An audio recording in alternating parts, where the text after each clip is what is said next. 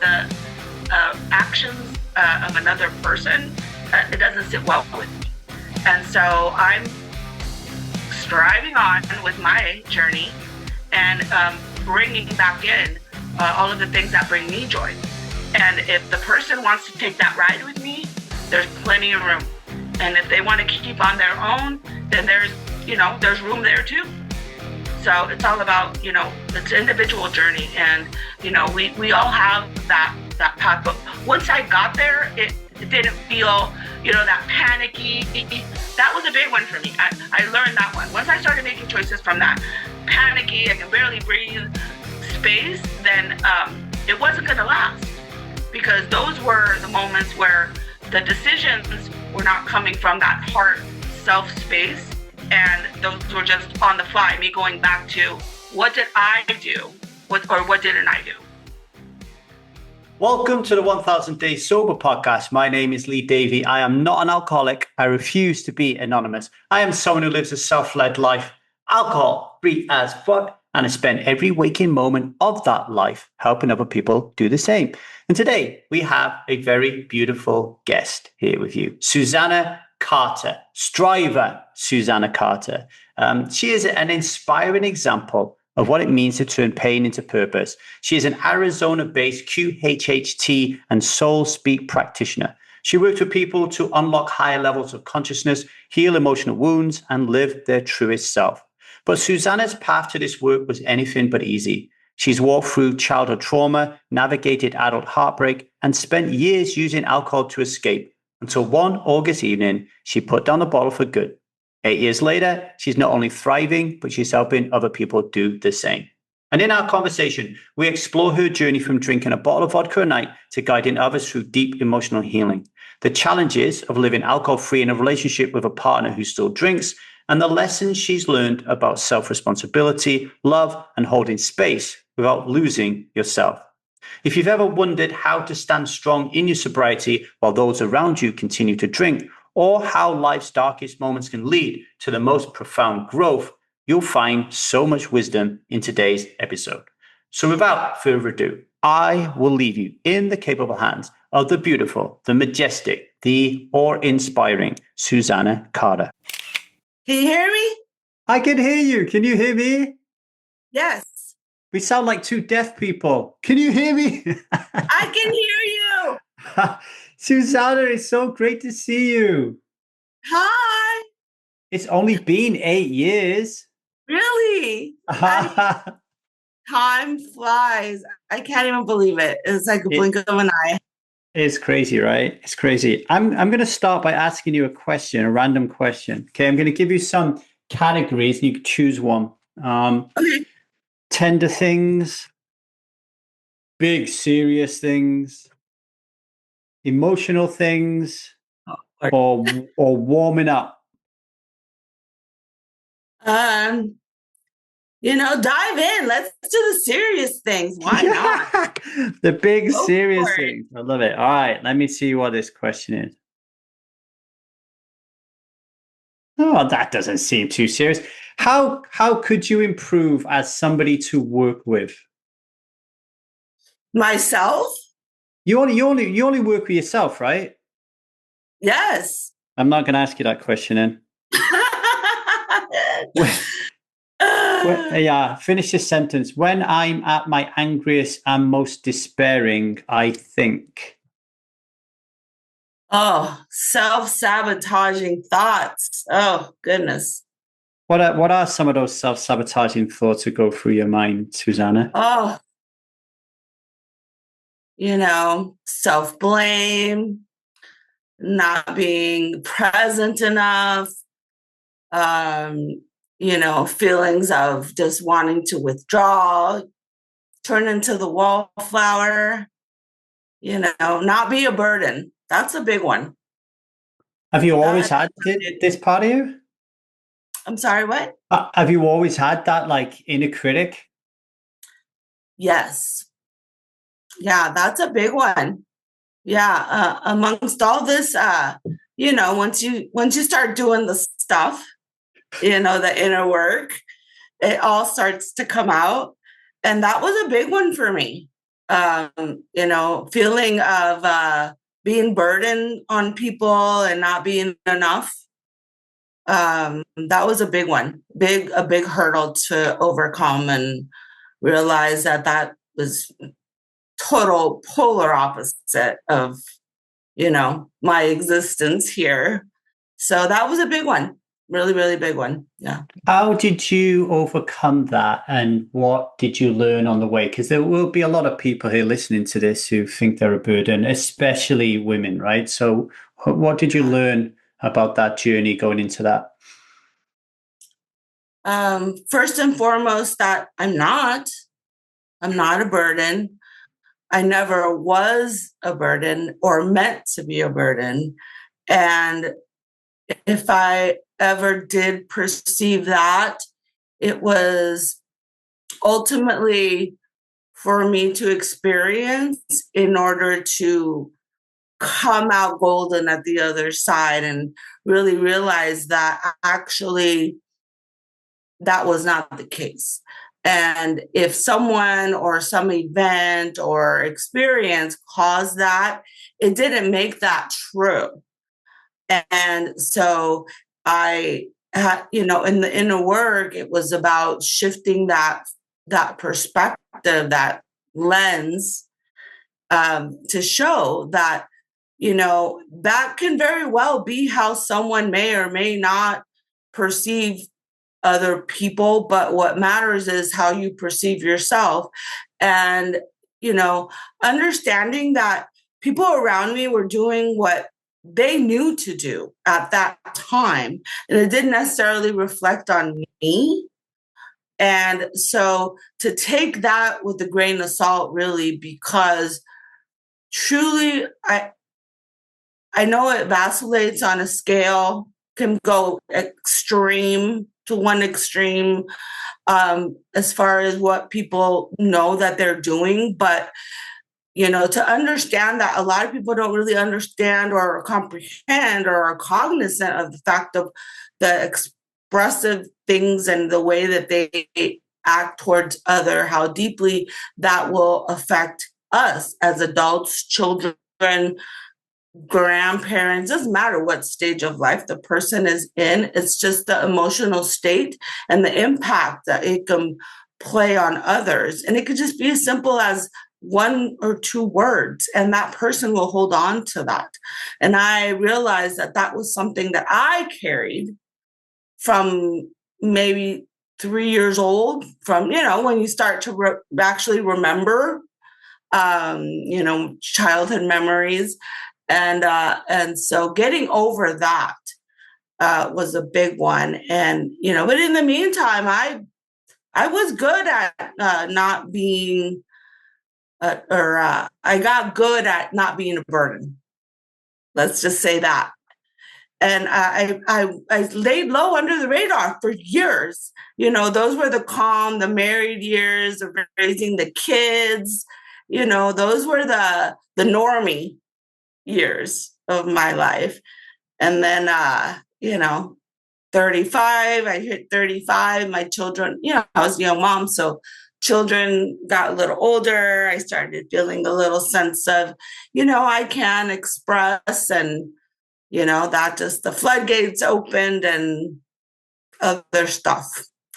It seems like we went through our midlife awakening at the same time. I was 35 as well.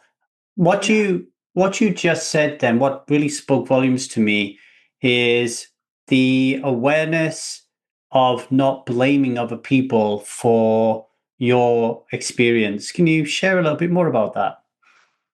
Yes. That was, I want to say that I kind of already had that in me.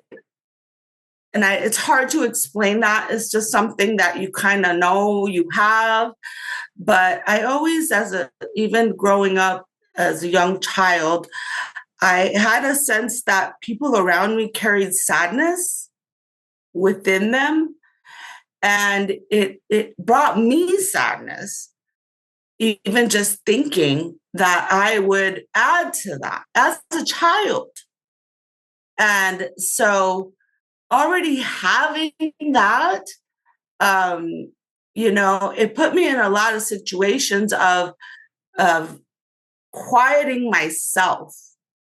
And that in itself led down that path. And I'm sorry, I just totally went on my tangent and I forgot your question. What was exactly the question, Lee? You were doing a really good job of it then. Basically taking 100% responsibility for the way you respond in the world and not blaming other people or things. Yeah. Well, it was coming into my own situations and realizing that how quickly the things that I was working on as a family, when I had my children and everything, so diligently, that was like always at the front and foremost, was to not have those experiences for my children. Because, as parents, most of us, or most, will usually want to have better and, less traumatizing experiences for their children.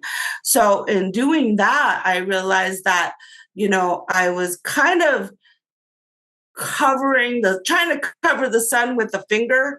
And I thought I was doing a pretty good job of it until, the kids kind of hit their late teens. And then I find myself in that loop of exactly what I was avoiding, my family and friends, and isolated my family to, keep my kids from what I experienced, and how quickly I fell into that. I mean, it wasn't terrible at first. I'm not going to say it was, because we all started and we kind of like, oh, this is kind of fun and I'm enjoying myself, and one or two drinks and, we're good. And then suddenly it just, before I even knew it, it was happening. And so, understanding how quickly that was able to happen to me kind of put me in that perspective. Well, I already kind of felt that the family had their baggage and they were dealing with it the best way they could. I mean, drugs and alcohol were kind of a normie thing in my family growing up, so it wasn't too far-fetched. So I already knew that if I dared to venture down the family road, that would be something that I would have to be very diligent about. So, one of your guests on your podcast said so gracefully that people fall off. And I was grateful for that. I did it consciously, and they were happy with that. Everybody's in their own world. That's what I have found out, is that, everybody's just kind of living their own thing, and it's all kind of up here, and we don't know what's going on up there. And so because we don't know that, how can we judge that? So what we can do is monitor our reactions, and then maybe that will spark something in them, instead of, something maybe to stop, a fleeting moment. Maybe it doesn't catch them then, maybe later. But I mean, at the very least, you held the space of, I know who you really are and I know what's going on. And so I'm not going to hold you in that. I'll hold you in this other space that I know you're capable of and you have in you, because I too went through that now. And not only did I watch it, I experienced it. And in a sort, I am still experiencing it with loved ones, very close loved ones. And so I'm back to, how it's funny how we go in cycles. So now I'm back to like my cycle where when I was the observer, and now I can see again, now having gone through it myself. And again, it still holds true. Everybody is, I truly believe this to my core, is doing the best they can with what they have. And whatever it is that they're experiencing, is, it's their world and they're expressing and coping with it how they can and with the tools that they have at the moment.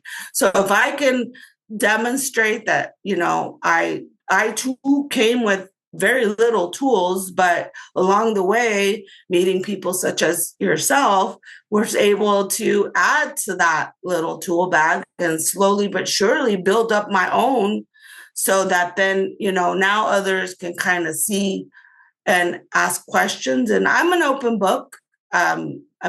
Truly, it was trial and error. I just dove in and met you, and one door opened to another. And before I knew it, I was here, and now it's 8 years and I'm finally getting to talk to you. And it really goes by so fast. The first year was probably the most nail biting for me, because I was still wanting to experience, concerts and going and having fun. I'm a dancer. Not professional, but I like to dance. I like silly 80s, 90s music, and I'll dance with my dogs. I'm just a silly soul. And so I bring that. But the first time going somewhere where I was like, oh my gosh, all these people are going to be drinking, and what am I going to be doing? And everybody's just going to be watching me. And Lee, nobody gave two F's about what I was doing. And here I was dreading it. And then once I got past that first outing, that first, it was like a live concert or something. And it was just like, oh, nobody really cares. Really, it's all about me. And once I got past that, it was just kind of like, all right, I think I can do this, because that was the dread. How am I going to survive? Because I truly believe that that's what is so frightening about making that choice for a lot of people. It's what's going to happen when I do this, that I know is something that I must do for my survival, for me, for the love of myself. Because if I don't love myself, how am I going to be here for my family, for my children? And, and just like we don't want to see our loved ones suffer, neither do our family members. Our life lessons can be hardest on them. That I have learned. And, me being the mom wanting to protect, the last thing I wanted to do was, now at this stage in life, expose my children to this now that they're men, when I did such a great job with them as children. And I was like, well, that's not, and I want to have grandbabies that remember, me as like my children remember me as a young mom. And so that was a big one for me. And once I got past that, then it was just a matter of doing me. And that led me to you.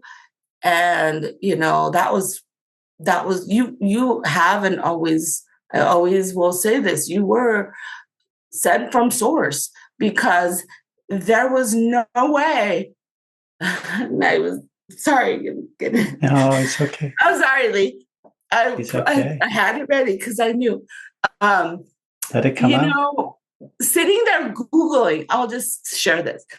Sitting there Googling, how do I survive a marriage when when a partner stops drinking and your spouse doesn't, was the hardest thing, because I knew that was potentially going to end a cycle that I thought I just could not. I couldn't even think about it. And when you popped up, I don't even know how, but you popped up, and it was some little thing, and it wasn't even that. I'm sorry, but it wasn't really that positive. It was kind of like, well, you're sober and your marriage is probably not going to work out. And I was like, well, shizzle. Okay, well, I guess that's just what's gonna be, and and here this man's talking about it. So I'll just, I'll see what happens here. And that's how I came across you. And, it it it made it not matter because it mattered, but it didn't, because I was seeing you, and then I dove into the Strive and the program, and it clicked. Like, well, it's not about me. It's not about me pleasing them. It's about, well, it was about me, but it wasn't about me, why other people were doing what they were doing. And so if I could let that go and then just allow what was going to happen.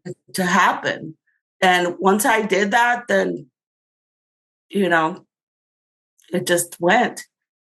I will say, though, it's been 8 years and the person is still around and doing their own thing.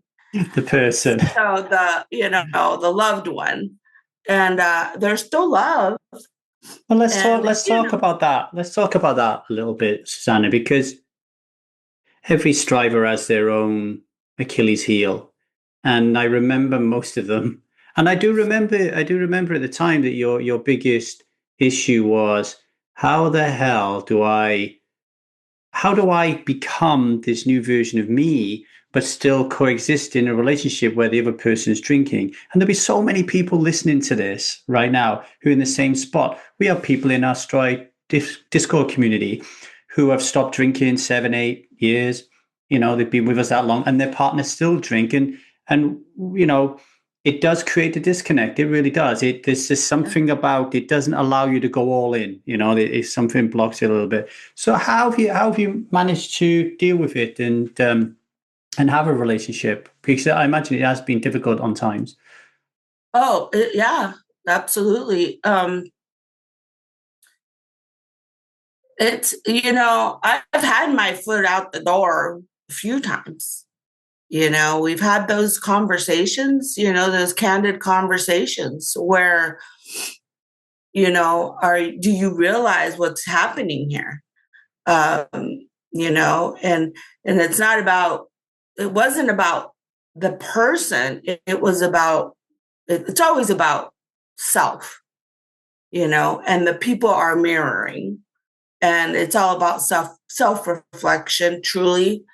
In my experience, that's what I've come to quickly. Well, I guess not so quickly because it's been 8 years, but I've learned, and it's a hats off to myself. The strength that I've had to be able to be here and and experience that, because my behavior and me changing myself had no effect on the person. The person kept being the person and doing them. And so it was just a matter of, well, what are my choices? Right? It's cause and effect. So, if this causes this, then the effect will be, well, I leave, I stay, I try to be an example. What is it? So I chose to stay and go through that on my own with your help and, just deep diving into myself. But now looking back, I think that if I had not had that, maybe, retrospect, maybe it was meant to be that way. So I could then demonstrate that it is possible. And at some point, the partner may or may not decide to get on board. But at this point, it doesn't matter anymore. Because when that person chooses to disengage because they're choosing to check out, I have my choice now. Do I choose to, witness that and be present for that? Or do I, choose to, disengage and then find other ways that then I have to go within and fill my time, my space, and whether the person chooses to be on that journey with me or not, it's totally up to them. And I have had, a handful of those, candid conversations. And it sometimes it makes a difference. We're in one of those phases right now. It was probably, I think it was last weekend, to be honest, that I had to have another one of those. And it's like, this is where I am. This is what I'm doing. And, it's like, to what point do I, not that it's me, but it almost seems hypocritical that here I am working with, trying to help others and demonstrate, but yet, isn't that always funny? The shoemaker's children go barefoot, right? And so it's either a testament to my strength or my stubbornness.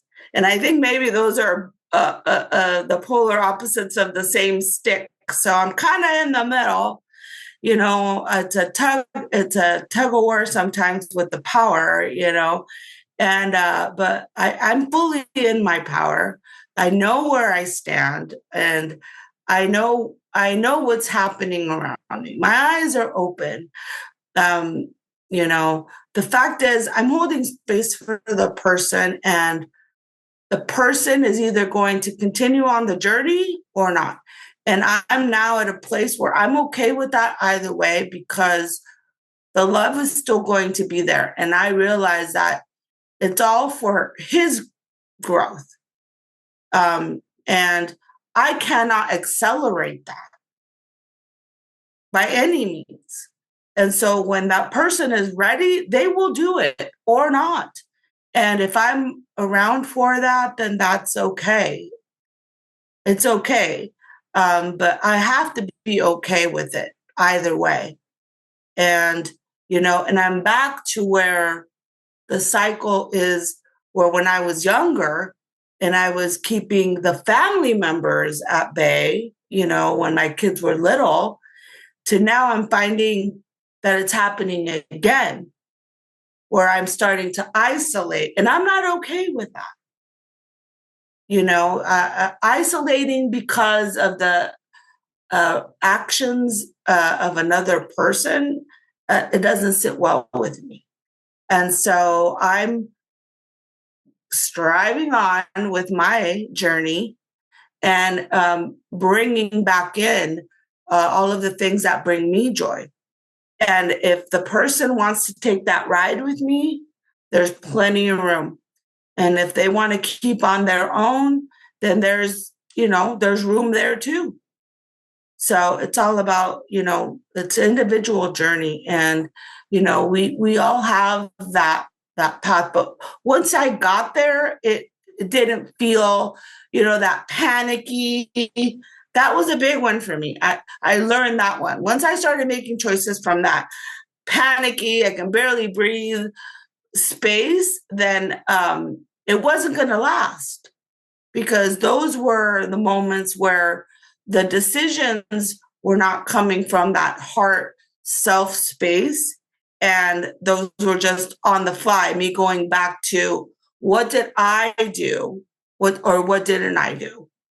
Yeah, Or, it feels like you were making decisions from a very small container, from a wounded childlike place, versus growing and developing. All the work you've done, you've got this bigger container where your nervous system, your energy, your aura, you can handle it now. So because I imagine the moments when he disengages, I can imagine those, but I imagine there's moments when he engages as well. And you said that the love is there, so it's not all bad, right? It's like, that there is evidence and proof that you can remain in a relationship, and it's not all great.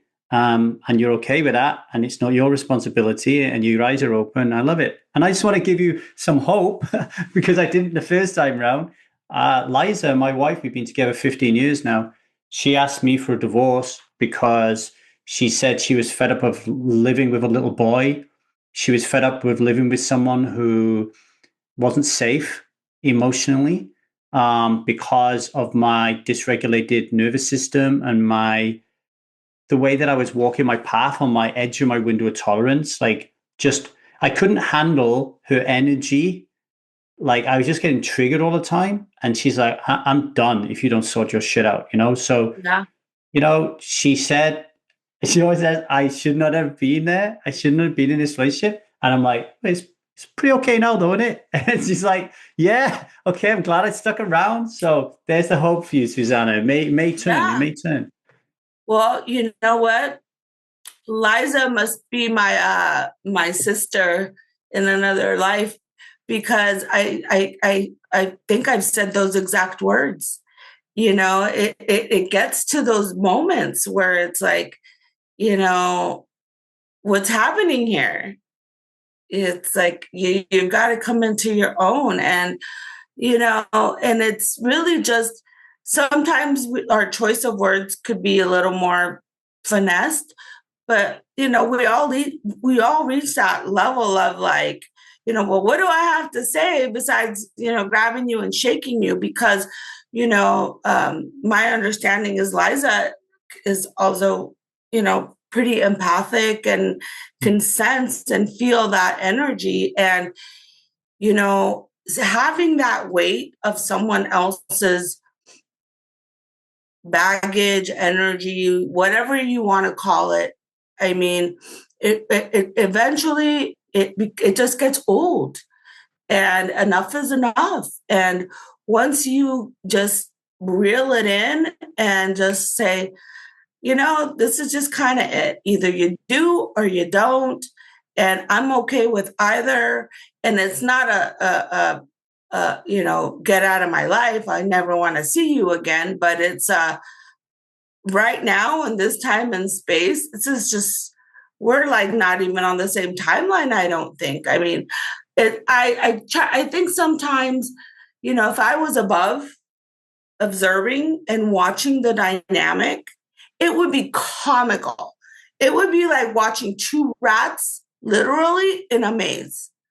Like, I'll be in the living room, and this is like just come home, not cracked open a beer yet. Like, it's almost like when you were a child, did you ever do the experiment with the pepper and the soap? No. Where you get a bowl of water and you sprinkle pepper in it, like black pepper, and you get a little piece of a bar of soap and you put it in there, and the pepper avoids the soap. You just wiggle the soap, and that's what I feel it's like in this household sometimes, where I'll sit and where it's just an energetic clash, where I can literally feel the energy, and we are just not jiving. And either he will get up or I will get up, and it will be like one has to be over here, one has to be over there. If he sits, I stand, and I can't even explain why or how it happened, but it has to do with we're just not lining up. It's energy, right? It's energy. It's nonsense. I mean, we can go days like that until then it's like, well, what is happening here? We're not aligning. And then I think that's when it starts to build, and then we'll have one of those, well, what's going on here? And then I see the effort is kind of being made. So that warms the heart. And I'm like, okay, I see. And then I think, well, this man held on because I was not a pretty drunk. And I mean, we're talking 6 years of being in it. I mean, I was drowning myself in a bottle of vodka a night. And I mean, I was violent. I was not the happy Santa Claus drunk, that's for sure. I was the mean, lashing out. And All of those emotions and things that I held in, unfortunately, were being taken out on loved ones and, the closest ones around me. And for years, it was him. And me getting past that and thinking, well, to what point am I going to continue to tell myself that I owe this man that? Because that too was something that I had to get over. And that too can be self-sabotaging because I had to forgive myself, and also realize that he too had choices to stay or move on. And I don't know that if I had a violent partner, if I would have been able to stay. Thankfully, I didn't, and I don't. If anything, it's kind of the opposite, which can be annoying in itself, which was one of the conversations I also had to have. What's better, drunk attention or no attention? Or that fine line in between. I've got to catch the person 2 to 3 beers in, and then there's still kind of the person's kind of in there, but then there's that one, that one beer, and then you can see it in the eyes, right? The checkout. Yeah, I see it with my friends. Like, it's done.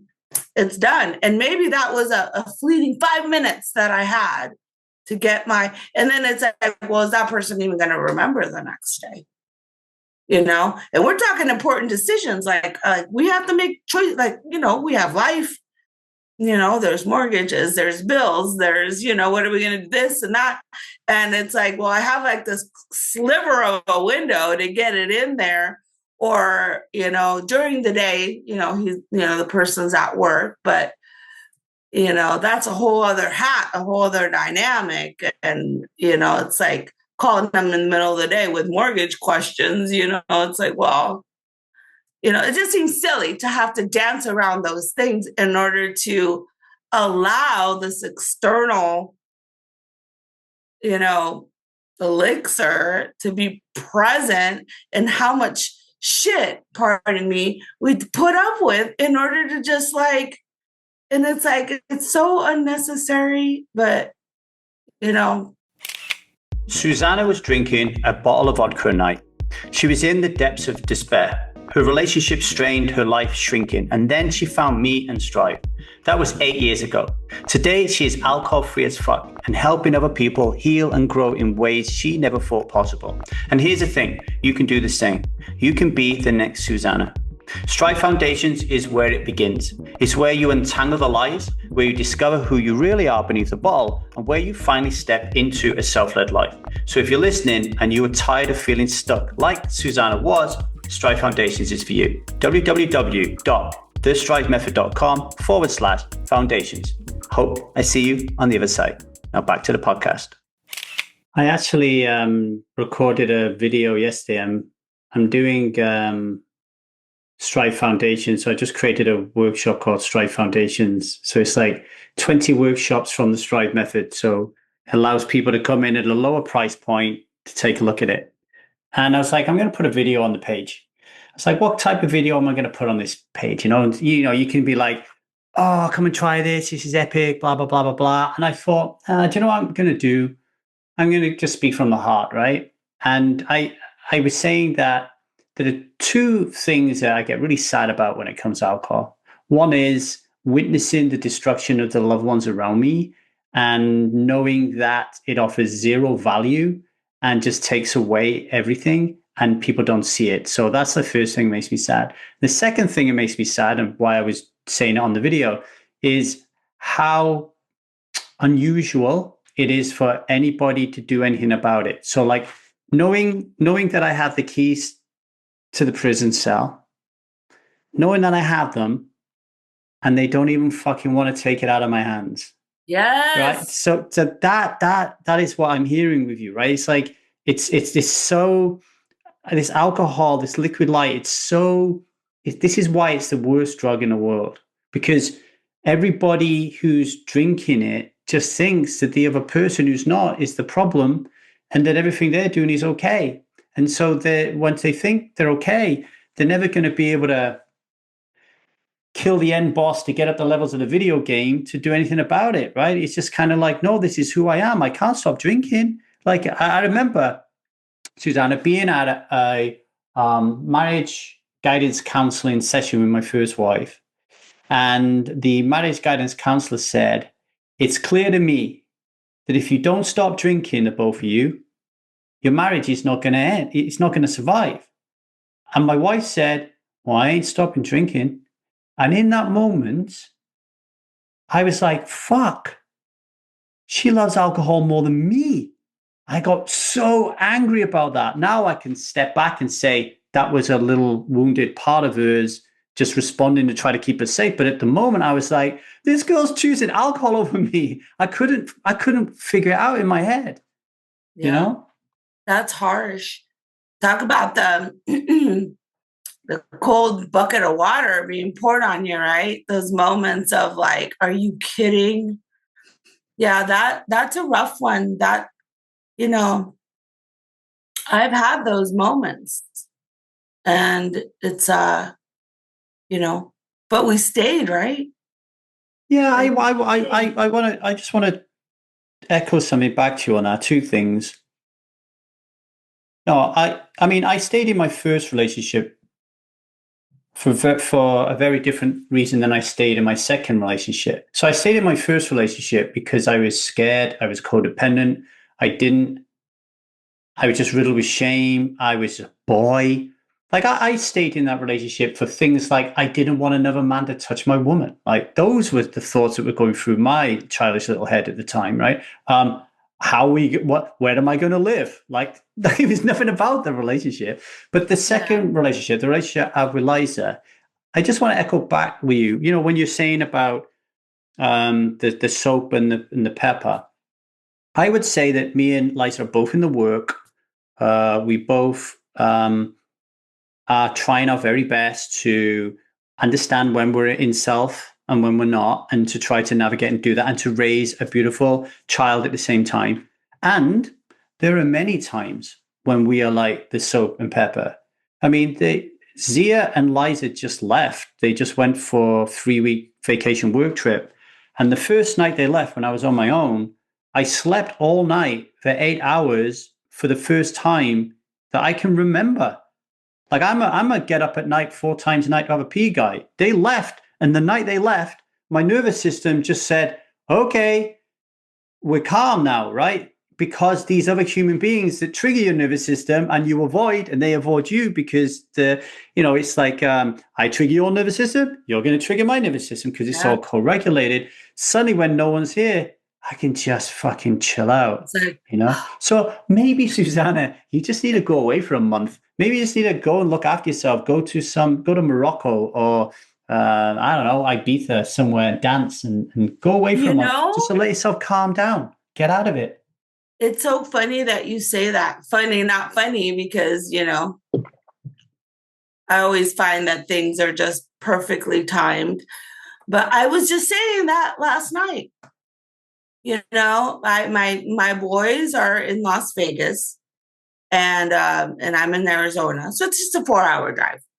And I literally just said this yesterday. I feel that I need to have my own space in Vegas so that I can go disconnect and have that time with the family, do things for myself, for my practice, just kind of like a little sabbatical, and just kind of have that separation, because I did that in my first marriage and it worked, and I was wondering, well, why did it work then? And I haven't been able to do it now in this marriage. And I think the first thing that came to me, and it's still coming to me, is the level of its trust. And then I'm thinking, well, how silly is that? Because, I can't babysit. And And to what point am I going to alter my progress in what I'm doing to help the collective and others in order to babysit a grown man, almost 50, that is perfectly capable of making the choices. And if he chooses, going back to the comment from your first marriage, that the external stimulation is worth more, then you know what? Then it's time for me to do what I need to do for me. And me just dancing around it, being the salt or the pepper, isn't doing me any justice either. So it still comes back to self. Yeah, it sounds like when you go down. So it sounds like I talk about the drama triangle a lot in my coaching and going in that victim consciousness and playing either the role of hero, villain, or victim. And it sounds like what you're doing is you fall below the line and you put your husband in the role of victim, and then you put yourself in the role of hero. And it's almost like he cannot cope without me. I need to protect him. I need to look out for him. And then if you just were able to shake it up and get into self, he'd be like, hang on a minute, this guy's not my responsibility. He's a grown-ass man. He can take care of himself. He's more than capable. And I'm going to go, and he's got my number. You know what I mean? Exactly. But it's difficult if we have been playing that role for a long time, in addition to the legacy burden of women looking after men. Like Liza is a big caretaker.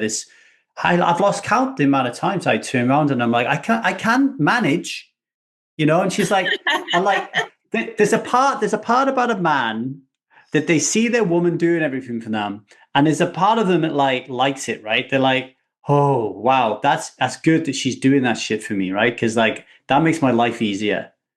But it doesn't mean you can't do it. So it's like when they're right. Like, yep, but I've been doing this all the time. It's like, yeah, that's my inner child just really likes it. So I don't know. There's allowing. Yeah, there's something there for you. I think everybody should incorporate into their relationships, both of them, a time away. And I don't just mean like a weekend away. I mean a long period of time away. I'm very lucky because me and Liza work abroad a lot. So I'm away a third of the year. So I think it really helps a relationship.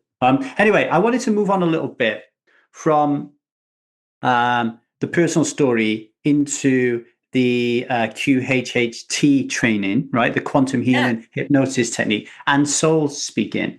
I want to get into that. And I know we may be able to also incorporate and weave in your personal story into that.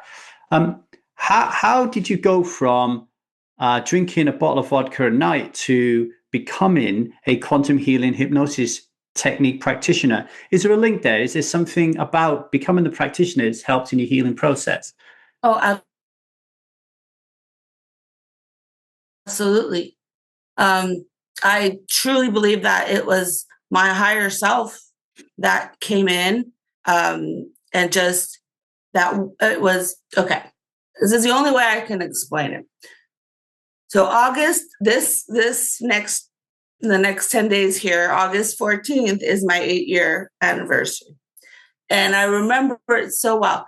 It was a weekday, and I was about to take my first vodka shot of the evening. And in the next day or so, my oldest son was going to be visiting. I was in Idaho at the time. And I was thrilled that he was coming up to visit. And here I'm getting ready to do this vodka shot. And I knew what was going to happen. And a voice said, "You're supposed to be happy." Like I heard it clear as day, as if the person was right here. And I'm like, what is going on? And I put the shot down and never picked it back up. And after that, I mean, I didn't even tell my spouse that that's what was going on. I waited a few days.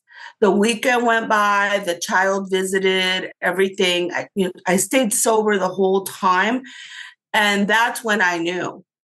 that it was bullshit, that there was, that I had to give up my power, and that it wasn't, I couldn't handle it on my own, because I had already started looking into AA and things like that. And it was like, first thing I saw was, well, you can't have any alcohol in the house. Well, that's not going to work, because I can't control this other person. And there's always been alcohol in the house. There's alcohol in the house now. And so I was like, well, that's not going to be for me. Plus, we were in a small town. And it was like, well, great. Like, I really want everybody to be all up in my business here. No, probably not. And so just going through that. And so when I came across Strive, and then we did some work with the Feeling Good Institute, and that just opened like a whole new reality for me. And I was like, oh my gosh, there's actually people out here that, have all kinds of other things going on. And it's not just this one thing. And so that kept me busy. And, when I did the Strive program, what really struck me was the analogy of the cave. Yeah, what was it called? That one part where the cave, where Plato's allegory of the yes, cave. yes, where he goes out and comes back, and he's trying to tell everybody, and they're just like not having it, right? And I felt like that. And so I was like, well, I know there's people out there. So that led me to do more work with cognitive behavioral training, because then I thought, well, maybe I'm supposed to be a coach.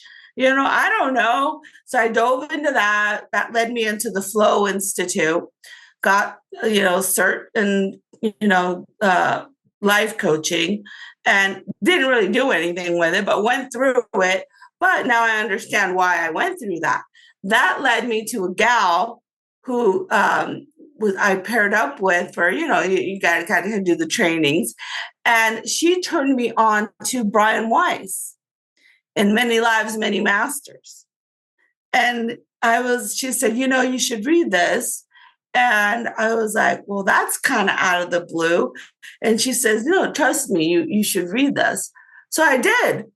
And my mind just blew wide open as to, oh my gosh, there's actually a reason that this is happening. Like what? Here I thought I was just like this lost person that like, I think a lot of people are like, what are we doing here? Why? And what is the freaking point?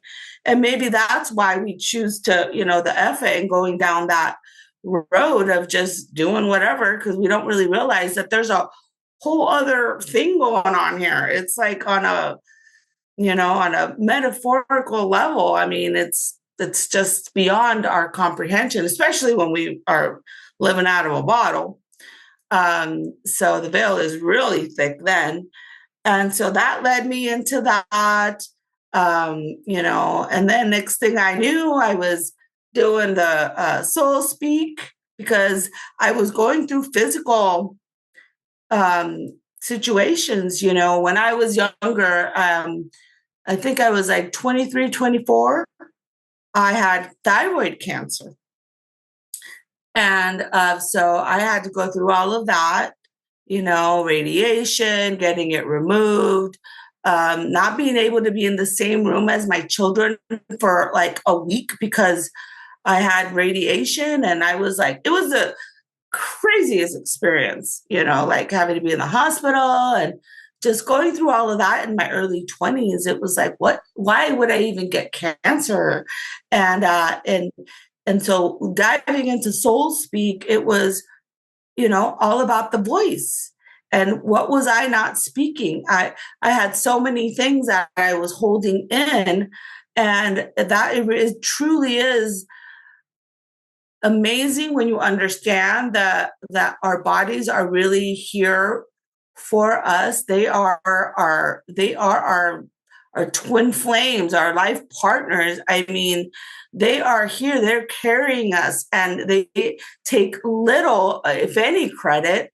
And they are an amazing mechanism. They self-heal, they run on their own. I mean, we just throw, a banana and some water in there and they're good for, at least a day. And they cause very little problems, but when they do, there's a reason. And and it's to everybody's benefit to pay attention. And it will start subtle. And if we don't listen, then it will get loud and, it'll put the smack down. I mean, it definitely will. And I found that once I dove into that, I understood the messages. And so that led me deeper into the work of, well, what else don't I know? What else am I capable of? And I'll give more credit to you, Lee, because I also believe that at one point, you mentioned Annie and the Naked Mind, and down that route. So I dove into that, and started learning about Annie's work, and then Annie got into her work from healing back pain, type of you working with your mind to overcome what you think the body is just. We think we're addicted physically, and that's what we tell ourselves. So that's what we believe, and that's how we live, right? And once I learned that through that, I mean, the floodgate just opened, and from that led me to Dolores. And once I got into that quantum world and learning how we picked all of this for the purpose of experiencing it, so that we could grow as a soul and then help others.